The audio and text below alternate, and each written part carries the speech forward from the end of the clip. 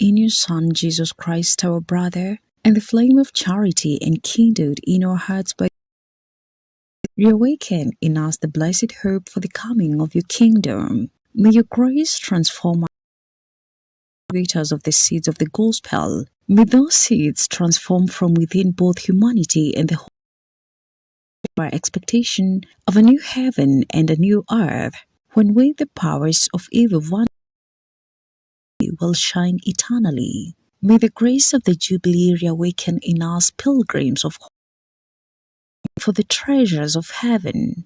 May that same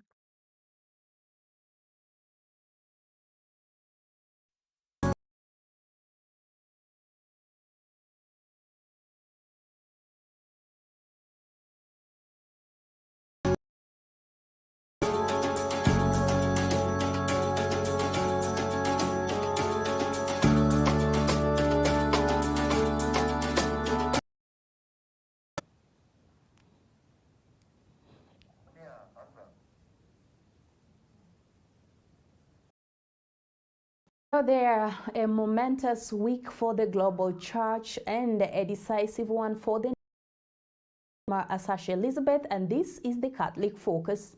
I'm Jas Mawaton, and from the Sacred Horse cause for justice and youth empowerment here at home. This is a Catholic Focus where our faith meets the powers of the world. Our sign language interpreter is Eric Baluki. Let's begin.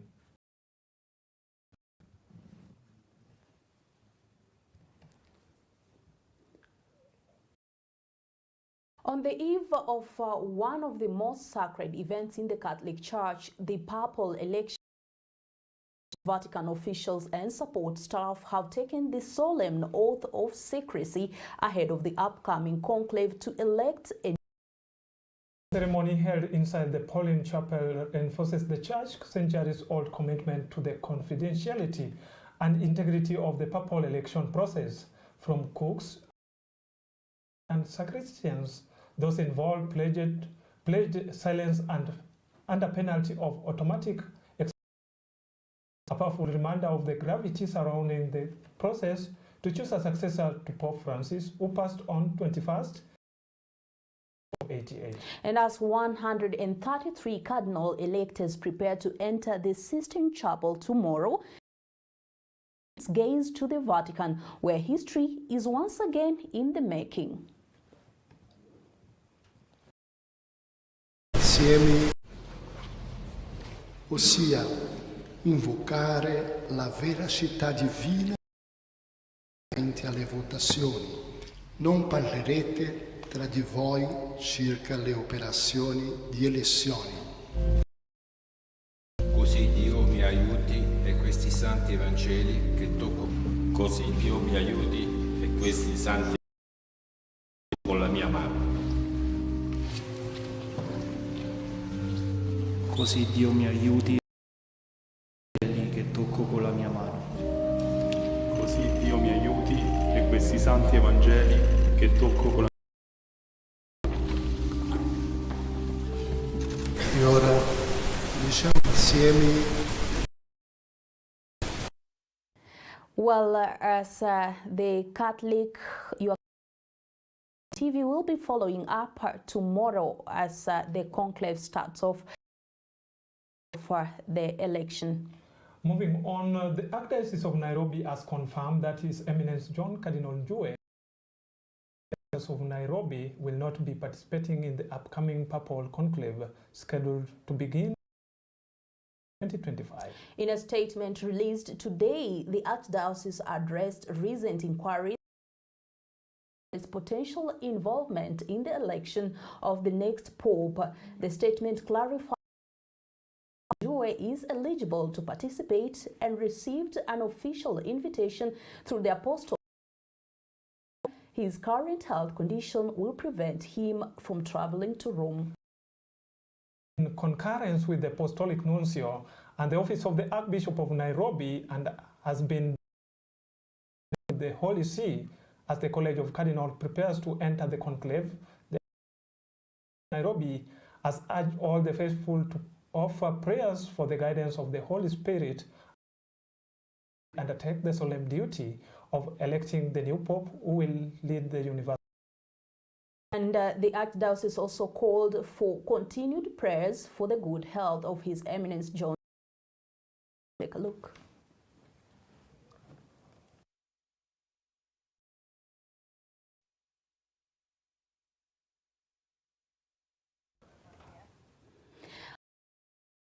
Forward is that doctors in Kiambu County have issued a 21-day strike notice citing non-remittance of statutory deductions and the county government's failure to hire additional.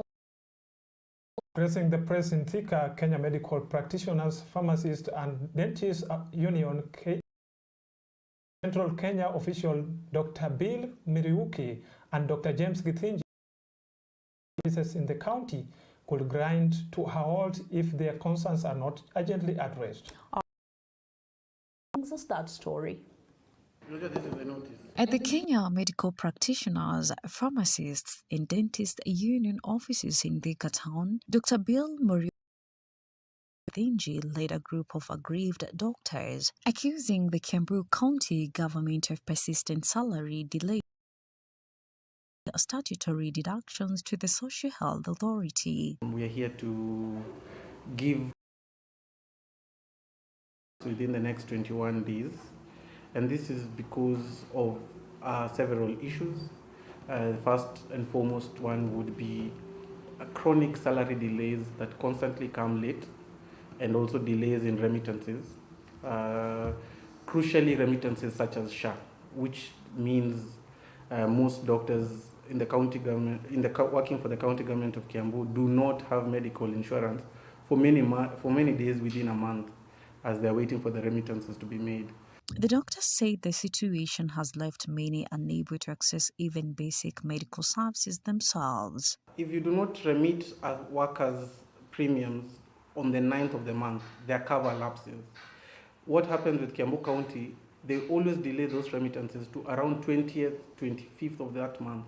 So essentially, if you work for county government of Kiambu, you're only covered between 25th and 9th of the next month. For a group of workers who work and are exposed to illnesses, that is one of the most horrific things you can tell them, that they cannot even afford their own service they provide. For salaries, every month, salaries do not even come by 5th of that month. They come, like the last month's salary came towards 25th of the month. So every month it's at a different date, but it's always within the 3rd or the 4th week of the next month.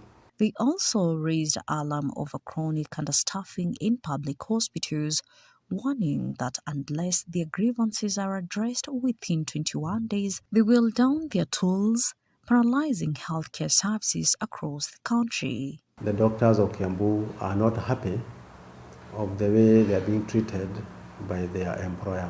Night of 26th of the month of May, we shall stop working. All doctors will stop working in the whole county. This includes consultants, the general doctors, who are either pharmacists, dentists, or MOs, and even the interns. Therefore, no single doctor will be found in any hospital in Kiambu. Therefore, we are urging our governor, whom we love so much. We have seen his development record in other areas, but we also want these development records to be seen clearly in the health sector as well. Reporting for Catholic Focus, I'm Maureen Kimani. Thank you, Maureen Kimani. And from matters health, let's now reshift the focus to matters faith. And in an April 2025 statement, the Kenya Conference of Catholic Bishops, KCCB, raised the alarm over the disturbing rise in abductions, enforced disappearances, and extrajudicial killings, across the country. The bishop expressed deep concern over the government's failure to respond decisively to these gross human rights violations, particularly those targeting the youth. They urge the authorities to act with urgency and transparency to bring an end of these inhuman acts, reaffirming that every human life is sacred and must be protected. And as Alan Ndiva reports, the bishop's warning continues to echo across the nation, with families like one in Kangema constituency, Murang'a County, now plunged into anguish as they search for their 23-year-old university student who has been missing for more than 3 weeks. Let's have a look. In the quiet village of Tutho in Kangema constituency, Murang'a County, the Irungu family is grappling with a harrowing mystery. Eric Joseph Irungu, a 23-year-old marketing student at the Cooperative University in Karen, vanished without a trace on April 13th. Since then, his family has embarked on relentless searching efforts, but no leads have emerged. Tumekusanyika hapa siku mingi kutoka date 13, wakati kijana huyu wetu tumekuwa tumemtafuta na tumemkosa. Tukasema ya kwamba hatuwezi tukanyamaza tu, tugoje mtoto wetu atakuja nyumbani na amesima simu. Kwa hivyo tukasema tuanze kumtafuta, maana tulimpigia simu tukamkosa. Tukatuma watu na rombi, wamemkosa hata mahali anakaa, na sasa tukafika mwisho. Nilimpigia hiyo saa 3 hakuchukua simu. Nikakaa kidogo kitu saa 4 pia nikapiga hakuchukua simu. Nikalala nikaamkia hii siku yenye ilifuata ilikuwa Jumatatu.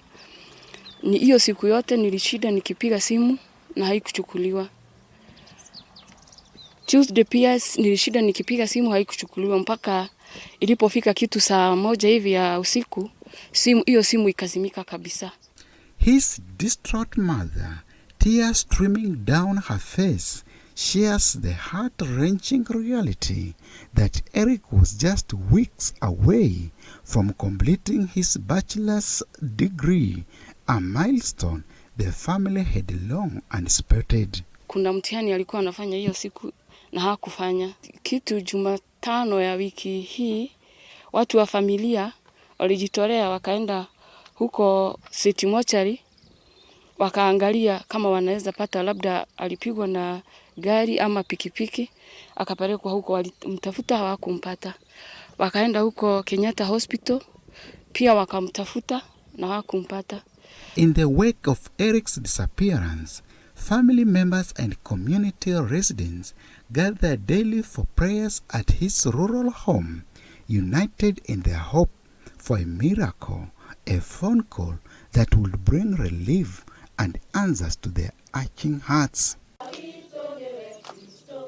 Na tumekuja hapa na tumekusanyika hapa na hawa marafiki wengine, tukiuliza Irungu uko wapi, ama ni nani ambaye anaweza kuwa amemuona mahali. Jinsi alivyo kwa picha ndivyo ambavyo anajulikana, vyenye amenyolewa box ndio anakuwa ananyolewa. Ni kijana ambaye hana maneno mengi. Each day they cling to the possibility that Eric will return home safely, their faith unwavering despite the uncertainty. Tabia Irungu inakuwa mzuri kwa sababu ni kijana anasoma, hakuagi na maneno ya nini kama pombe ama hakuagi na maneno ya vile vijana wanakaaga. Anakuwa kijana mzuri. Kama sisi kama familia Irungu tumemtafuta kwa City Mortuary, tukaenda kwa Kenyatta. Sasa hakuna njia tunaona mwelekeo wa kumpata huko. Their family now pleads with the government agencies to intervene in the searching efforts. Watu, serikali na watu wote watusaidie kumtafuta.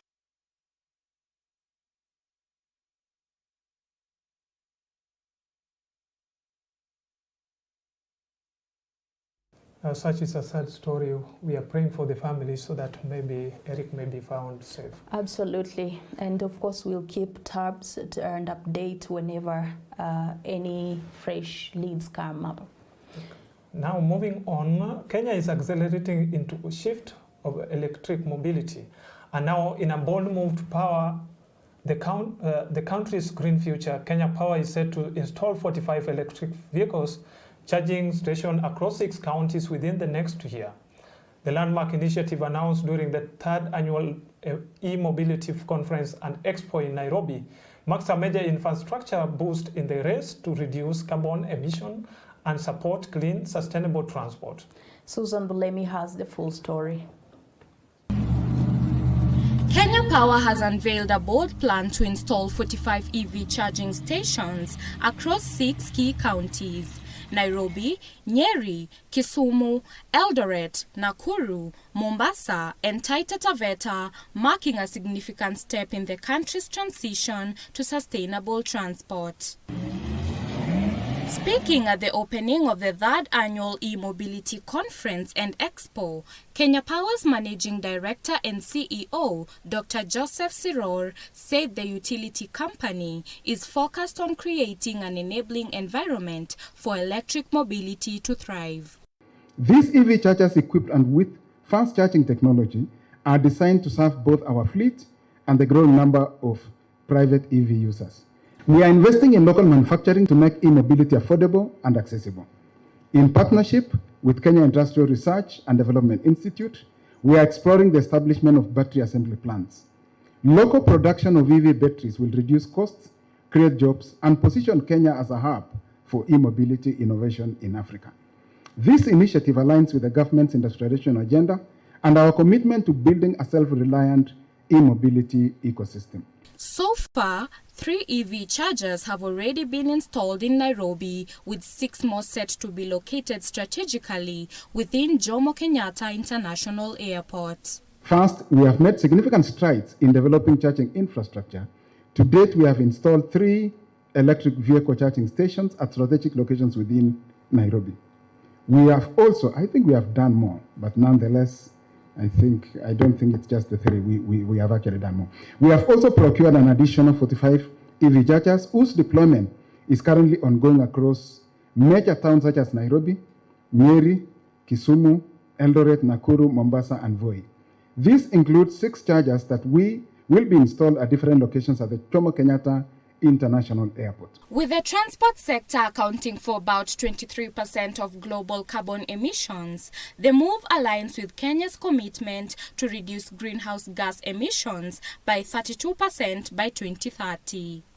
As we chart this path, we are drawing inspiration from global leaders in the e-mobility sector while tailoring solutions to Kenya's unique context. In Netherlands, there is Elad NL's smart charging systems have shown how intelligent grid management can optimize energy use for EVs. Kenya Power's board chair, Joy Brenda Masinde, emphasized the importance of continued government support, including policy incentives and tax exemptions to drive further EV adoption. Our priorities include working closely with the government of Kenya to advocate for policies that incentivize EV adoption, such as tax exemptions, subsidies, and use for electric vehicles and charging infrastructure. I think those of you who've traveled a little bit, there's one thing that you'll notice in countries where there's a high uptake of EV, that there is public infrastructure that is put by the city. And it's not just Kenya Power pushing the agenda. The Electric Mobility Association of Kenya, or EMAC, echoed the need for serious partnerships.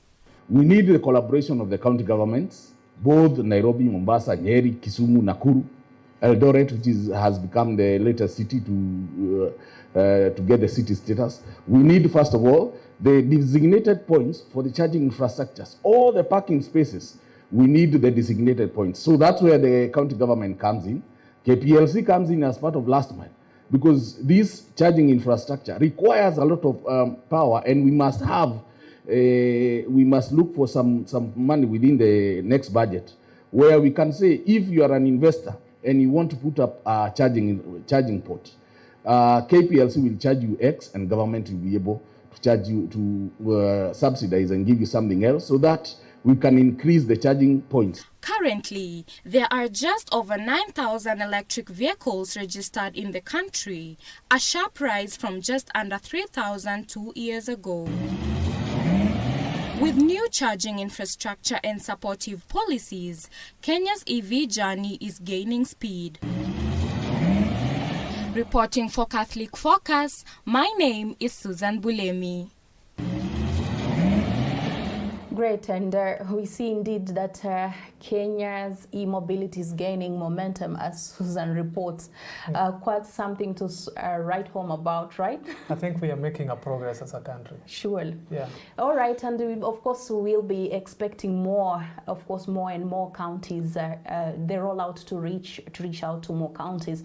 Moving forward is that the Principal Secretary in the Ministry of Small and Medium Enterprises SMEs, Susan Mangeni, has urged young people to continue registering for the Nyota Youth Program, saying it is a key initiative designed to lift them out of poverty and empower them economically. Speaking during the Regional Business Summit held in Busia County, which brought together stakeholders from Vihiga, Kakamega and Busia, Mangeni emphasized that the government commitment to youth economic transformation through targeted support and skills development. Here is our reporter Lilian Kimanthi with that story. Speaking in Busia town during a gathering of business sector, Mrs. Mangeni revealed that the Nyota program is targeting youths who have not completed their education to upgrade themselves. The permanent secretary added that the registration is ongoing, and due to the surging number, the registration period has been extended to see more youth register. The fact that you have expressed an interest or an intent to this business, we will work with you.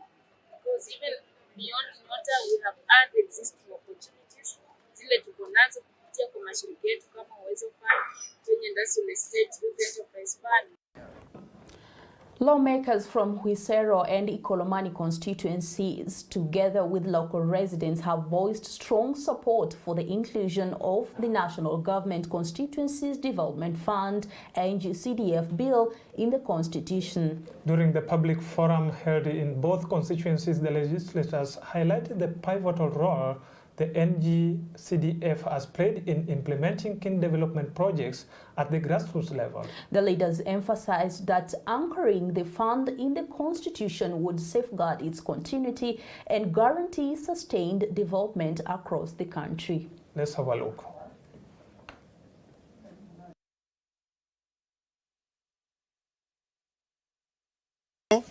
Pesa ya CDF ibaki kwa constituency. Shikario. Nyambore likubelela. Ukibeba mayai mama, chukua vikapu mbili, beba ingine pande ingine, beba ingine pande ingine. Ukiweka mayai kwa kikapu kimoja, ukifunjika utakuwa na mayai. Pesa ya CDF ibaki wapi? Sisi kama wakaaji wa Huisero ambao tumekusanyika hapa katika ofisi ya constituency, kwa kauli moja tunakubaliana ya kwamba CDF iwe katika katiba. CDF iwe katika katiba. Wala ambao wanasema hivyo nione kwa mikono. Na wale wengi wapewe. Na wale wengi wafanye nini? Mkao wetu wa CDF wakati huu na wakati ujao inatakiwa ikue, iongezewe, ndio iweze kufanya kazi hapa chini. Tunataka kuendelea mbele. Pesa zile zinakuja hapa kama za basari. Tunataka kila mwanafunzi, kila shule ajue ya kwamba kazi yake ni kuamuka na kwenda kusoma. School fees iwe imelipwa in full na serikali. Sisi tunaomba ya kwamba hiyo mkao ya CDF ikifika constituency, we are also supporting mkao ye ikuje paka kwa ward kupitia devolve fund. Hawa watu wale wanakaa ward fulani wajue serikali iko na mkao fulani ya miradi yao ya devolve fund katika hiyo wadi.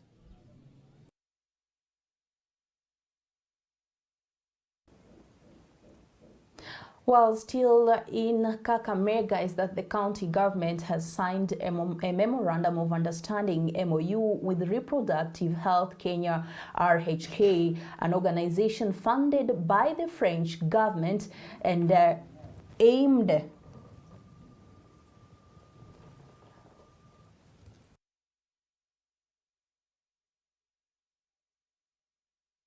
in the fight against gender-based violence, GBV, and enhancing access to sexual and reproductive health, SRH, services across the country. The 5-year partnership represents a major stride in empowering young people to speak out against sexual violence, particularly rape, and to access timely counseling and support services. Our reporter Deborah Mwanya has the full details. Speaking during the signing ceremony, Kakamega County Health Executive Officer Livingstone Imbai, who signed the agreement on behalf of Governor Fernandez Baraza, commented the partnership ailing RHK for selecting Kakamega at a time when the county is grappling with funding challenges following the withdrawal of support from USAID. The U.S. government, through USAID, was supporting counties majorly to deal with matters HIV, AIDS, gender-based violence, and many, many other areas related to health matters. Now, this has left counties with a lot of financial stress because it is now upon the Kenyan government to ensure that whatever the U.S. government was doing, we are able to do it ourselves. Kakamega County, we were receiving almost to a tune of 400 million support in a year just to deal with the matters HIV, TB, malaria, and many other areas like gender-based violence, which we are discussing today. So you can imagine the state into which we are in, given the scarce resources that we keep experiencing in this country. So this, therefore, gives me a lot of happiness that Reproductive Health Network Kenya has come on board through the through the French government, and we really want to appreciate the French government for offering this support to the Kenyan government through Reproductive Health Network. This is going to reduce the financial deficit that we would have had in terms of handling matters to do with reproductive health. So we are very happy and delighted today to have the Reproductive Health Network Kenya, which is now coming in to see that we actualize this policy and this legal framework on issues to do with gender-based violence. RHK Executive Director Nelly Munyasia emphasized that the collaboration aims to reduce stigma among youth and other vulnerable groups. She applauded the launch of Nena na Binti project, an innovative helpline that will offer counseling, guidance, and support for GBV-related cases.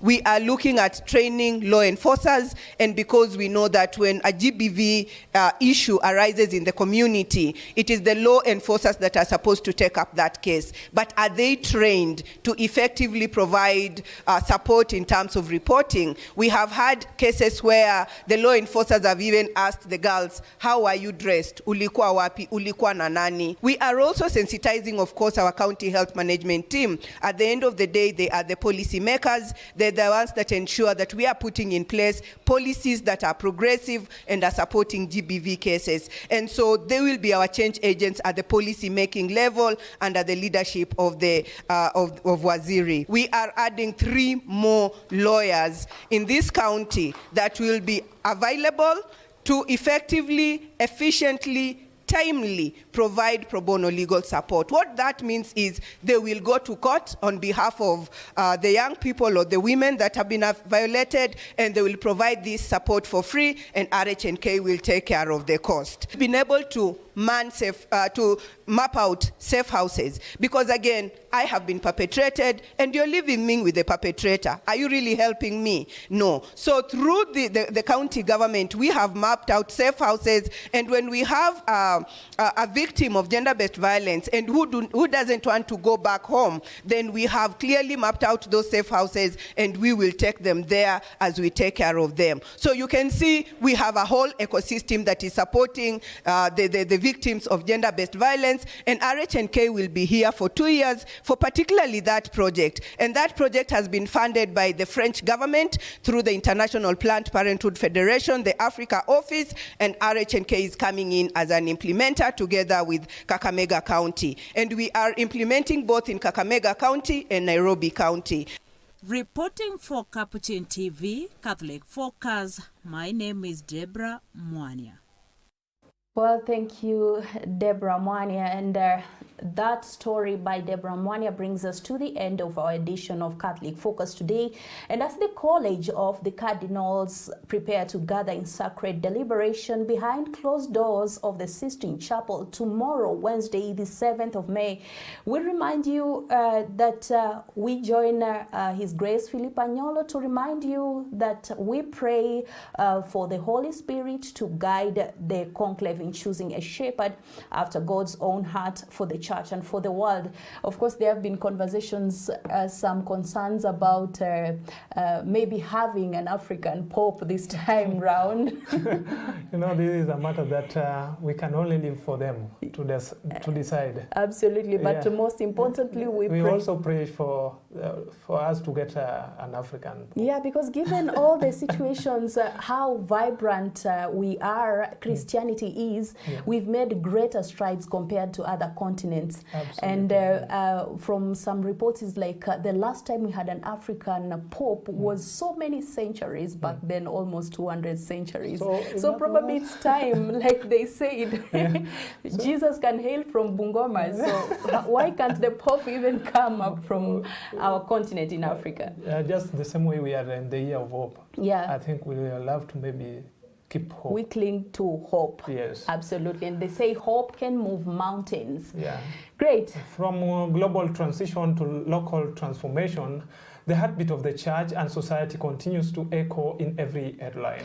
May we stay vigilant, compassionate, and prayerful as we journey together, guided by truth and anchored in hope. Thank you for joining us on Catholic Focus. Until next time, stay safe, stay rooted in faith. God bless you and au revoir.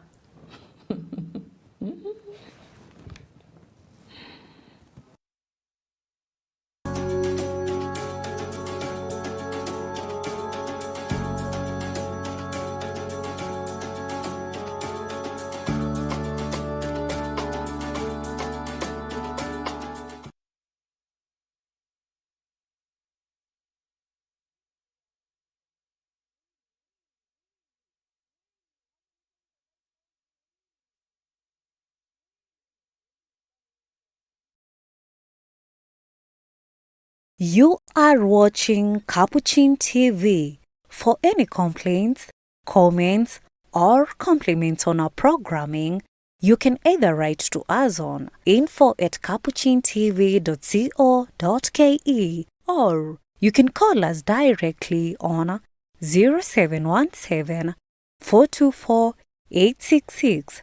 Your complaint shall be addressed within 7 days. Remember to keep a copy of your communication with us. Keep watching Capuchin TV, your Catholic identity.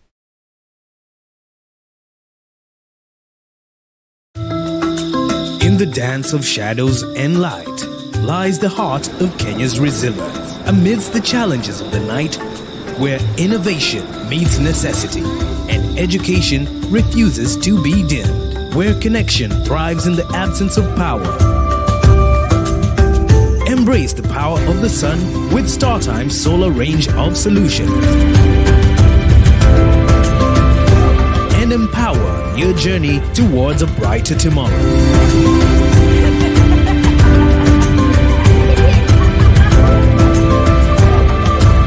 StarTime Solar. Power your life.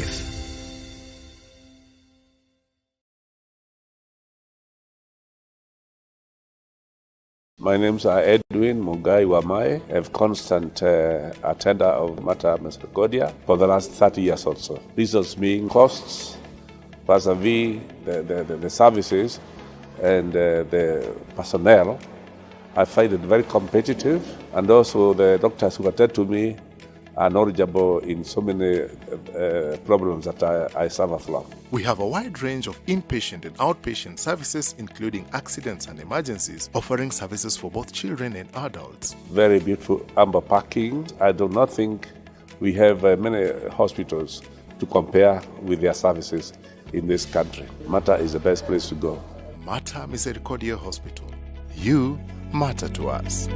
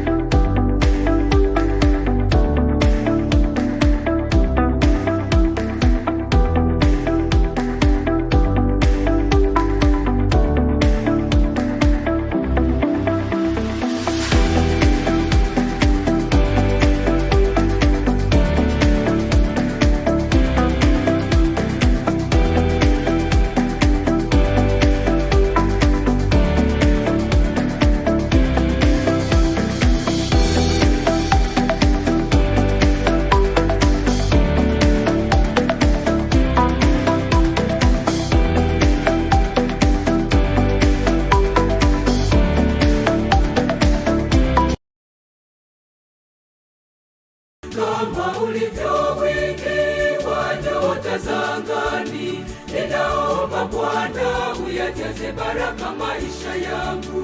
Rehema zinitiririkie, rehema zinitiririkie. Naomba furaha yako Bwana, naomba faraja yako Bwana.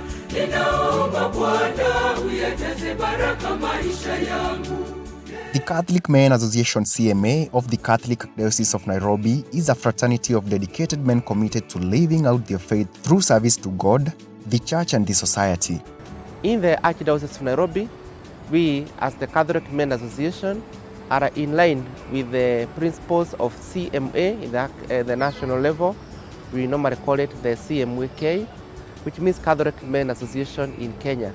And our main objective is to start with the principles of the Church, to teach starting from our families, to live the gospel values in our families, the Church and the society. And through this, we have coined a motto of good family, good church and good society. Over the years, the CMA has made a remarkable impact on our communities. Their initiatives like Beacon Boys program have empowered young men with mentorship, life skills and spiritual guidance, shaping them into future leaders and responsible citizens. Other than that program, we have the SDP program. It's a program which is aimed at empowering men, and it is structured around the circle, as if it's a circle, where men save together and then they can be able to borrow and primarily save for the future and be able to support each other to grow financially and in other social aspects. The CMA is embarking on an even greater mission, St. Joseph Technical Institute Kamulu, a center dedicated to education, skills training, and spiritual development. It is a project that is aimed at empowering young people in education, in technical education, and for them to be productive in our nation. And with the blessings of the Archbishop of Nairobi, His Eminence John Cardinal Njue, and we are very grateful to the support that we have received even after that from his successors. The project entails an institute, a technical institute for both boys and girls who have completed their O-level examinations. Up to now, we have spent around 145 million. Phase 1 is going to cost 200 million. In between, we had borrowed a small loan from CARITAS, so the total balance that we are waiting for is about 75 to 80 million shillings. I am appealing to all men, those who are registered and those who are not registered. It can facilitate us to accomplish this noble project so that we can have the admission of those young ladies and men so that they can be formed technically to be responsible Kenyans and also Christians in our respective parishes and churches. To channel your contribution, please use the details below. Paybill number 589733, account name, your parish, or through CARITAS Bank, CMA Archdiocese of Nairobi Technical College Project, account number 1003002000284.